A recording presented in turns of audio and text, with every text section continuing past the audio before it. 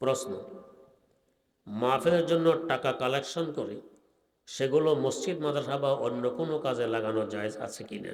প্রশ্ন, বর্তমান পদ্ধতি নির্বাচনে ইসলামী দলগুলোকে ভোট দেওয়ার বিধান কি? প্রশ্ন, জমি বন্ধক রাখার বিধান কি? প্রশ্ন, ইমাম মুয়াজ্জিনের জন্য টাকা কালেকশন করে সেগুলো মসজিদে লাগানো জায়েজ কিনা? প্রশ্ন, হুরমতে মুসাহারাত সম্পর্কে বিস্তারিত জানতে চাই।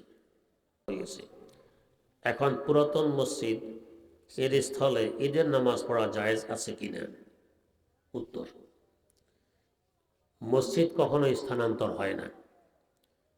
এক জায়গায় একবার মসজিদ হয়ে গেলে তাহাতা সারা থেকে নিয়ে আকাশ পর্যন্ত কিয়ামত অবধি এটা মসজিদ হিসাবে পরিগণিত থাকবে। হ্যাঁ, নতুন জায়গা যেখানে মসজিদ নির্মাণ হয়েছে এটা আরেকটি নতুন মসজিদ হয়েছে, এটাকে স্থানান্তর করা হয়নি, এটা আপন জায়গায় আছে। অতএব এটাকে মসজিদের সম্মান দিয়ে আমাকে চলতে হবে। এবার আসুন ঈদের নামাজ।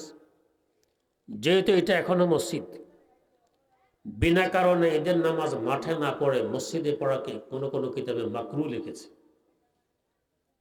যে মসজিদে নববীতে এক ওয়াক্ত নামাজ পড়লে ইবনে মাজাহ শরীফের রওয়ায়াত অনুযায়ী 50,000 ওয়াক্ত নামাজের সওয়াব।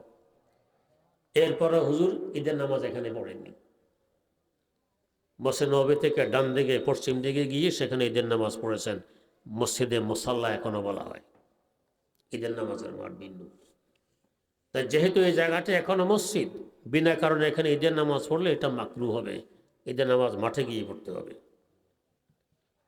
প্রশ্ন, ফজরের নামাজের পর ইমাম সাহেবের বয়ান শোনা উত্তম নাকি আমল করা উত্তম? যদি কোনো মুসল্লি শব্দ ছাড়া আমল করে তাহলে ইমাম সাহেব ধমক দিয়ে বলে, বড় পীর হয়ে গেছো, বড় বুজুর্গ হয়ে গেছো, আমার বয়ান শুনবেন, কোনো আমল করবেন না। প্রশ্ন, মাহফিলের জন্য টাকা কালেকশন করে সেগুলো মসজিদ, মাদ্রাসা বা অন্য কোনো কাজে লাগানো জায়েজ আছে কিনা? উত্তর, দেখতে হবে মাহফিল কার পক্ষ থেকে দেয়া হয়েছে। মসজিদের পক্ষ থেকে দেয়া হলে উদ্বৃত্ত টাকা মসজিদের, মাদ্রাসার পক্ষ থেকে দেয়া হলে উদ্বৃত্ত টাকা মাদ্রাসার। প্রশ্ন, ঈদগাহের জন্য জায়গা ওয়াকফ না করে সেখানে ঈদের নামাজ পড়া কতটুকু শরীয়ত সম্মত? উত্তর, ঈদগাহের জন্য ওয়াকফ করা শর্ত নয়, মসজিদ হওয়ার জন্য ওয়াকফ করা শর্ত। মালিক যদি অনুমতি দেয়, হ্যাঁ আমার জমিনে ঈদের নামাজ পড়তে পারো, তাহলে পড়তে পারবেন, কোনো সমস্যা হবে না। প্রশ্ন, ইমাম মুয়াজ্জিনের জন্য টাকা কালেকশন করে সেগুলো মসজিদে লাগানো জায়েজ কিনা? উত্তর, জি না, জায়েজ নেই। যার নামে কালেকশন হয়েছে পুরো টাকা তাকে দিয়ে দিতে হবে। প্রশ্ন, জমি বন্ধক রাখার বিধান কি? উত্তর, আমাদের দেশে যে নিয়মে বন্ধক রাখা হয় এটা বৈধ নয়, হারাম। এই জমিন ব্যবহার করে যে লাভবান হব এটা সুদে পরিগণিত হবে, হারাম। হ্যাঁ, এখন আমার পয়সার প্রয়োজন, কেউ আমাকে পয়সা দেয় না, এখন কি করি? যে জমি বন্ধক রাখবেন এই জমিনটি অগ্রিম ভাড়া দিয়ে দিতে পারেন। যেমন ধরুন, জমিনটি ভাড়া দিলে বছরে হয়তো 1,000 টাকা ভাড়া পাওয়া যাবে, 50 বছরের জন্য ভাড়া দিয়ে দিলাম 50,000 টাকা। টাকা হাতে এসে গেছে, আমার কাজ আমি সেরে নিলাম। এরপর টাকা আমার হাতে এসে গেছে, যাকে ভাড়া দিলাম বললাম, ভাই টাকা হাতে গেছে, টাকাটা নিয়ে যান। 1 বছর পর হাতে আসলে, বছরে তো 1,000 টাকা ছিল ভাড়া, 1,000 বাদ 49,000 টাকা দিয়ে জমি নিয়ে আসলাম। 2 বছর পর টাকা হাতে আসলে 48,000 টাকা দিয়ে জমি নিয়ে আসলাম, তাহলে বৈধ হবে। প্রশ্ন, হুরমতে মুসাহারাত সম্পর্কে বিস্তারিত জানতে চাই। উত্তর, এটা অনেক লম্বা প্রশ্ন, লম্বা উত্তর।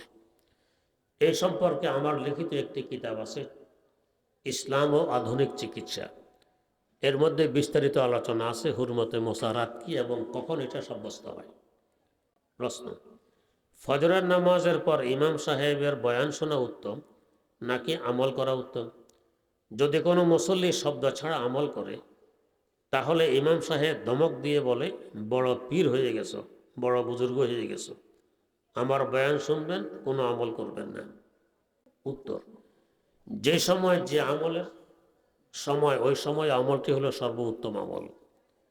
বিভিন্ন নামাজের পর কিছু তাসবিহ তাহলিল ইত্যাদি আমল আছে হাদিস দ্বারা প্রমাণিত, এই সময় এগুলো করব। এরপর আমি বয়ান করতে পারি সংক্ষেপে, অথবা আমলের আগে সংক্ষেপ বয়ান করে পরে আমলের সময় দিতে পারি। আমলের সময় মোটো দিব না, পুরো সময় বয়ানই করব, এটা ঠিক হবে না। প্রশ্ন: বর্তমান পদ্ধতি নির্বাচনে ইসলামী দলগুলোকে ভোট দেওয়ার বিধান কি? উত্তর: ভোট দেওয়া হলো একটি সাক্ষী। চাওয়া হচ্ছে কে উপযুক্ত, কে ভালো মানুষ। তো আপনার দৃষ্টির যে উপযুক্ত ভালো হবে তার পক্ষে ভোট দেবেন, মানে তার পক্ষে সাক্ষী দিবেন। আল্লাহ রাব্বুল আলামিন আমাদেরকে সহি বুঝার তৌফিক দান করুন। আর হুজুর আছে, নামাজ পড়বেন না? নাই।